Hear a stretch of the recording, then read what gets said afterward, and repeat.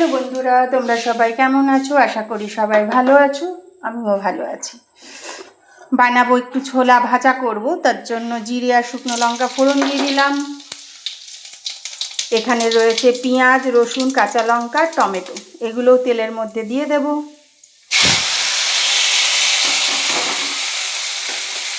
এবার ভালো করে ভাজতে থাকবো। এগুলো ভাজা চলছে, এর মধ্যে কয়েকটা মশলা দেবো, বেশি মশলা না, নুন, হলুদ, একটু সবজি মশলা আর ওই ভাজা মশলা আর কি, যেগুলো আচারে দেয় সেই ভাজা মশলা সব দিয়ে দিলাম। এবার ভালো করে আবার নাড়াতে থাকবো। এগুলো ভাজা হয়ে গেল।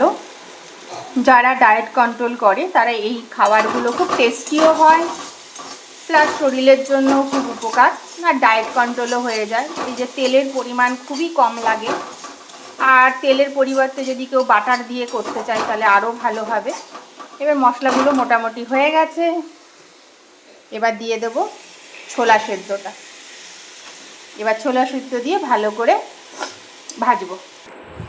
আমাদের ছোলা ভাজাটা একদম হয়ে গেছে, এবার নামিয়ে নেব।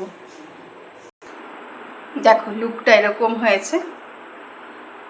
এইটাই এত প্রোটিন আছে ছোলাতে, যদি কেউ ডায়েট কন্ট্রোলের জন্য এগুলো খায়, একবার খেয়ে নিলে অন্তত 4-5 ঘন্টা তার কোনো খিদে লাগবে না। এগুলো খুব হাই প্রোটিন খাবার। তো যারা ডায়েট কন্ট্রোল করো বলো টেস্টি খাবার হয় না, এগুলো প্রচণ্ড টেস্টি এবং শরীরের জন্য ততটাই উপকার। Thank you.